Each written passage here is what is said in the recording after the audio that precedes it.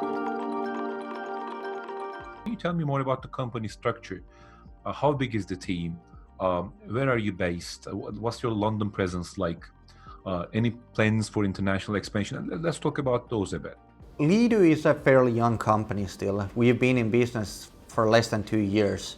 The company was started by myself, and there was a couple of other people involved as well. The team since the early days has really increased dramatically, so we are roughly like 63 people at the moment. Our headquarters is based in Helsinki, and we are present at the moment in Stockholm, in Estonia, and then in London as well. We've seen that the customers really like the service, so we have the plans to keep opening new offices in new countries as well. And without the corona situation that we have at the moment, we've also probably had an office in Amsterdam ready by now. And actually, sorry, forgot that we do actually have an office in Spain as well. That was actually opened just before corona, and the guys have finally, with this situation, managed now to get the office and get back to the office as well. So I know it's difficult to grow a team, and a big dimension of that growth in people's side and team is, of course, growth in the financials of the company. And companies take some different routes. Some companies choose the way of bootstrapping, early profitability, bringing that profit in for growth. It's a growth that is at the same time trying to be conservative about remaining profitable as well. And some other models are quite aggressive in the sense that they rely on funding. The growth is bigger and faster, and it works better in some industries and some cases. And some companies are a hybrid of these. So where would you position Leadoo? What is the story like in terms of funding and investment?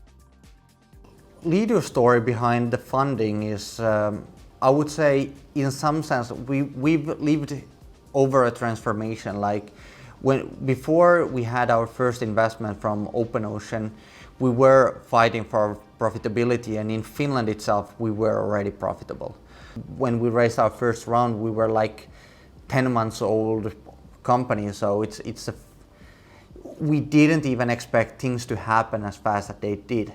And from the initial discussions with investors, for example, we weren't even sure if we wanted to raise funding, and did we just want to grow organically in Finland, maybe go to Sweden, do it like slower, but at the same time what we realized that there's a lot of competition that can emerge in this space.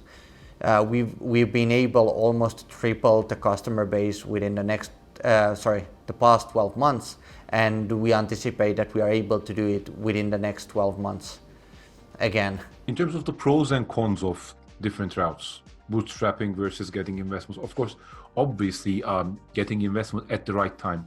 Once a company has become profitable at a small scale, and then actually pour petrol over that engine, so you experience that huge growth. I think that is the ideal way to use funding.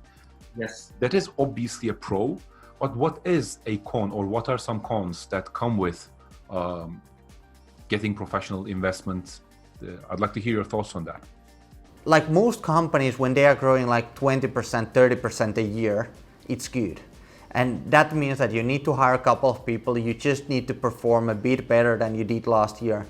But when you want to sustain like a 3x growth in a business where you mostly sell like MRR revenue, and looking at, for example, in our case, like going from, or let's say going from 80K MRR to 250 MRR, from there going to 750 MRR, or from the 750 to go to, for example, 3 million, it's two completely like different worlds. They have nothing to do with each other, and it requires a lot. So what I told our own management team before we took the investment from OpenOcean, I actually really wanted to scare also our people that, hey, we really need to work a lot to make this happen. And we saw the goals that we had on the table at the time, and we knew that those goals weren't going to be achieved just by working and saying that I will work hard or I will work smart. Either of them is not enough. You actually need to do both, and you still need to work way more than extremely hard to actually do it. And it might be at some point you don't need to do it that anymore, but even we have funding, the mentality that we in many ways still have is that we are bootstrapping. We are fighting every single battle to win. We don't want to lose battles that are not mandatory to lose. And pushing yourself every day like through those boundaries and really achieving the success every single day and not missing those days out is extremely important. And finding the team who is there to fight with you, nevertheless, if they failed to fight or they didn't, that's something that you need to have around when you get the funding. Because, for example, looking from this point to the next growth stage, I know that we need to strengthen our management team. When Leadoo grew to the first investment round, I could have done, let's say, most of it alone. At the time when we raised our first investment, I was still pretty much the product owner. I was running the finance, I was running the HR, I was very much involved in the sales. But nowadays, when the team isn't 10 people anymore, it's 60, I need to be instead assuring that everyone is actually able to do their job and be on the place where everyone needs me to be for them to succeed.